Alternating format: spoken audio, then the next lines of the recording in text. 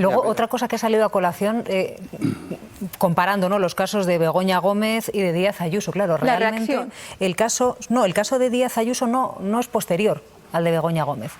Mira, estaba revisando ahora, por lo que has dicho, Cristina, la denuncia contra el novio de Díaz Ayuso la presenta la Fiscalía en febrero de 2024. La denuncia después de una inspección fiscal. La denuncia contra Begoña Gómez la presenta un pseudo sindicato con recortes de prensa 2 meses después, en abril. Es decir, primero comienza la investigación al novio de Díaz Ayuso, pero después de una larga inspección fiscal, y llega la denuncia de la Fiscalía, y una vez que se conoce la denuncia de la Fiscalía contra el novio de Díaz Ayuso, 2 meses después, un pseudosindicato presenta con recortes de prensa la denuncia contra Begoña Gómez. Pero primero comienza la investigación. Al novio de Díaz Ayuso presenta esa denuncia a la Fiscalía y la presenta en concreto en febrero de 2024, después de una inspección fiscal, y 2 meses después un pseudosindicato denuncia a Begoña Gómez basándose en unos recortes de prensa. Vamos a hablar de Begoña Gómez, cuarta declaración como investigada precisamente de la mujer del presidente ante el juez Peinado, esta vez por malversación. La esposa del presidente del Gobierno ha negado el delito, admite haber pedido de forma excepcional algún favor personal a su asesora en Moncloa. De Castilla, de nuevo por el garaje por motivos de seguridad, para sentarse por cuarta vez en 14 meses ante el juez Peinado. Ahora investigada por un delito de malversación y respondía durante unos 3 minutos solo a preguntas de su letrado. Peinado, que en un primer momento había descartado la malversación, ahora investiga si hubo alguna irregularidad en la contratación de Cristina Álvarez, la asesora de Moncloa, y si la usó para sus negocios privados. Begoña Gómez lo ha negado.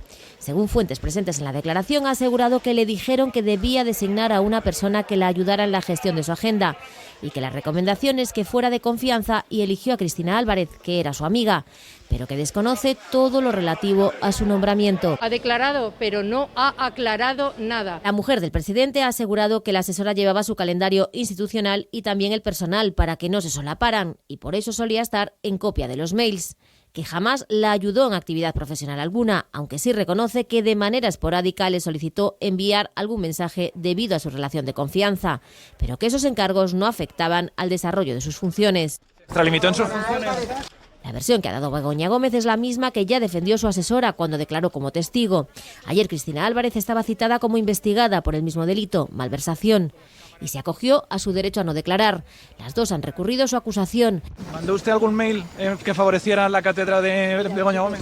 En una causa que cumpliría su plazo de instrucción el mes que viene, aunque según fuentes jurídicas el juez Peinado tendría pensado prorrogarla 6 meses más.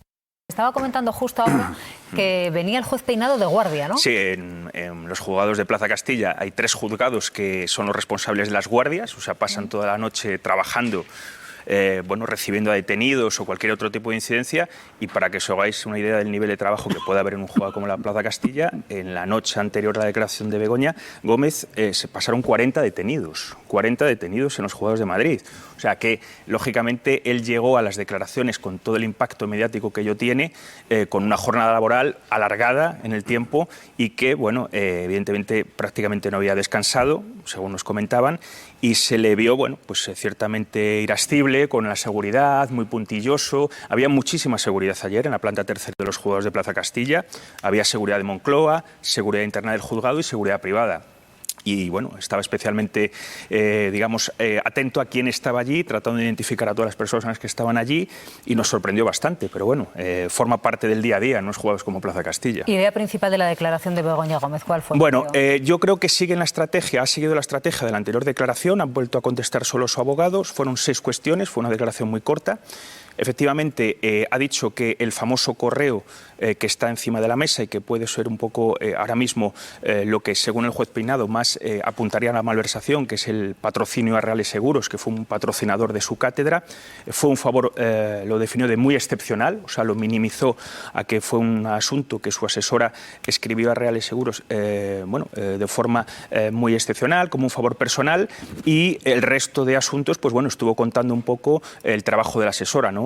Que controla su agenda, tiene acceso a toda su agenda, a la actividad que realiza en el día a día y prácticamente un poco las ideas que ya se habían transmitido en los recursos que se habían presentado días anteriores y que ellos evidentemente niegan la malversación, aseguran incluso, y creo que es muy relevante, que el auto de la citación o el auto en el que les imputa malversación es un auto donde el juez Peinado de alguna forma tergiversa lo que la Audiencia Provincial le había dicho que tenía que investigar. Hablan de mutilar en concreto extractos concretos del auto de la Audiencia Provincial, es lo que le dicen al juez Peinado, y sobre lo que decide la Audiencia Provincial en estos recursos es en lo que va a estar ahora la causa, ¿no? Ayer también hemos conocido, por ejemplo, que el juez Peinado evidentemente va a esperar a que la Audiencia Provincial tome decisiones sobre entre 6 y 8 recursos hay pendientes, son los recursos más importantes de la causa, tiene que resolverlos en un plazo de 4 o 5 meses la Audiencia Provincial y en virtud de eso él tomará una decisión definitiva sobre si alguna de las líneas de investigación abiertas, hay 4, las lleva a juicio, las propone juzgar o archiva. Estamos hablando de un horizonte, lo habéis contado antes en la pieza, yo creo que entre octubre y abril. ¿Por qué octubre es importante? Porque él tiene que prorrogar la instrucción. En octubre tiene que prorrogar 6 meses más la instrucción, con lo cual nos iríamos a 2 años prácticamente, abril de 2026, que fue cuando, si mal no recordáis, él abre diligencias previas por la denuncia de Manos Limpias. Entonces estaríamos hablando de que en ese margen entre octubre y abril del año que viene él tiene que tomar una decisión definitiva sobre el destino de la causa. Ignacio, ¿de qué depende que pueda prorrogar el juez Peinado la instrucción? Bueno, pues como dice el artículo 324 de la Ley de Enjuiciamiento Criminal, debe de justificar la necesidad de esa prórroga y debe de justificar incluso en cada caso de la necesidad de unas diligencias de instrucción que deba de practicar. Con lo cual no es el mero hecho de prorrogar por prorrogar, sino que siempre tiene que haber una motivación del porqué de la prórroga y del porqué de cada una de las diligencias de instrucción que resultan necesarias para clausurar la investigación judicial. Ferran. Sí, a ver, Begoña Gómez acumula ya 5 imputaciones, pero por centrarnos en esta, yo le veo dos derivadas, ¿no? El primero es el papel de Cristina Álvarez, ¿no? Que es el papel de los asesores. Y ahí sí que hay que hacer una reflexión profunda de que seguramente nos falta regulación al respecto de qué es lo que puede hacer y lo que no puede hacer un asistente, una asesora y todo este tipo de cargos públicos. A mí me chirría, la verdad es que a mí como ciudadano me chirría que en la defensa se hable de figura de favor de amiga, o sea, de tu asistente, ¿no? Me chirría, casa mal con un cargo institucional. Ahora bien, el problema que tenemos es que no hay regulación al respecto. En los países nórdicos, el jefe de gabinete de los ministerios, de la presidencia o incluso el jefe de prensa es institucional, se debe a la institución y luego se pueden contratar asesores para el cargo en concreto. Ahora bien, el cargo de Cristina Álvarez no es inédito. O sea, todos los presidentes del gobierno han tenido ese cargo para sus respectivas parejas y no se ha investigado nunca. Y digo yo que si nos ponemos a investigar qué es malversación en el uso de determinados recursos, sobre qué hacen los asistentes y otros cargos públicos que están al servicio de nuestros dirigentes políticos, pues igual vamos a colapsar los juzgados, porque asesores que en determinado tiempo hacen trabajos que no se relacionan bien con su cargo institucional, pues creo que todos los que estamos en esta mesa podríamos hacer una larga lista. ¿Qué reacciones políticas ha suscitado la cuarta declaración de Begoña Gómez ante el juez? Tranquilidad, dice Moncloa, desconfianza, dice Génova. Era muy difícil suponer que el PP no iba a aprovechar semejante conjunción de los astros. Hoy comparece el señor Sánchez ante el Legislativo y su mujer esta misma mañana comparece ante el Judicial. Esto es la primera vez que pasa en la historia democrática de España. Por eso cada portavoz, Begoña Gómez, la mujer del señor Sánchez, en cada pregunta, y el problema hoy es Begoña Gómez, hizo de Begoña Gómez la estrella invitada en el verdadero inicio del curso. Si hablamos de parejas imputadas o que declaran en los tribunales, ¿qué diría usted de la señora Ayuso? Tendría que dimitir, ¿verdad? Preguntaron por Begoña Gómez al ministro de Exteriores. Que Begoña Gómez comparezca ante el juez por los últimos 5 delitos, por lo que está imputada, les vale Oriente Medio para tapar la corrupción. A la de Educación. Los negocios de prostitución de la familia de la pentaimputada señora Begoña Gómez. Y por supuesto al presidente. Solo le mueve el miedo. El miedo a los jueces por lo que saben. Quizás también el miedo a que alguna vez usted mismo se presente delante de un juzgado, dijo sin tiempo ya. Es el fin que quiere Sánchez ante el juez, su esposa ya. Ya son 5 los delitos presuntamente cometidos, está a un paso de sentarse en el banquillo. Mire, señor Feijóo, yo sé por dónde quiere usted ir. Sé lo que pretende, pero no nos va a provocar. Respondió explicando las cosas que hace su gobierno. Y este es un gobierno limpio. Esto forma parte de la estrategia de romperlo todo de las derechas en nuestro país. Rufián hace uno de sus vaticinios. Que si Begoña Gómez va a ir al juzgado para que los jueces, o según quién, filtre esa declaración a medios de comunicación afines. Últimamente, estas filtraciones acaban ante el juez.